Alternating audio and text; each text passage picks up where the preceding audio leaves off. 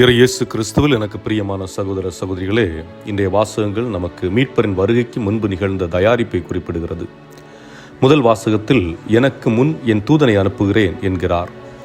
இந்த தூதரின் வேலை என்பது ஆண்டவரின் வருகைக்காக மக்களை ஆயத்தப்படுத்துவது.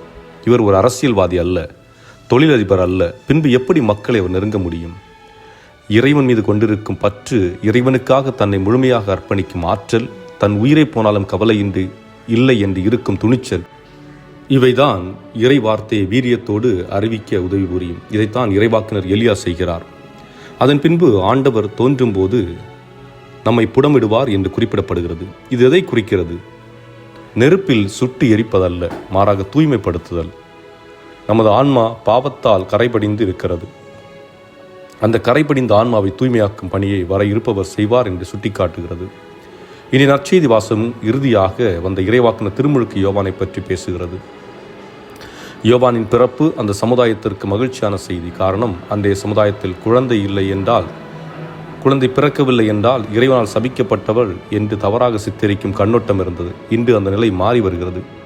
இந்த சூழலில் வயதான காலகட்டத்தில் எலிசபெத் குழந்தை பெற்றெடுக்கிறார். இந்த குழந்தைக்கு என்ன பெயர் வைக்கலாம் என்று விவாதம் செய்கிறார்கள். தாய் யோவான் என்று சொல்ல, நமது குடும்பத்தில் அதுபோன்று யாருக்கும் பெயர் வைத்ததில்லை என்று குடும்பத்தார் பேச, மற்றவர்கள் குழந்தையின் தந்தையிடம் கேட்கிறார்கள்.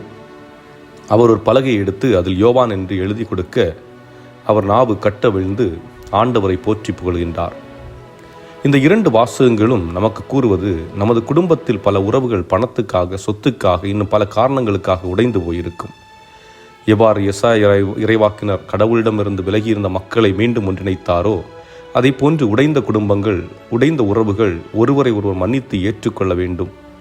இரண்டாவது, நாம் பல காரியங்களை இறைவனிடம் கேட்டிருப்போம். அவர் கொடுக்க தாமதித்திருந்தால் பொறுமையாக காத்திருப்போம்.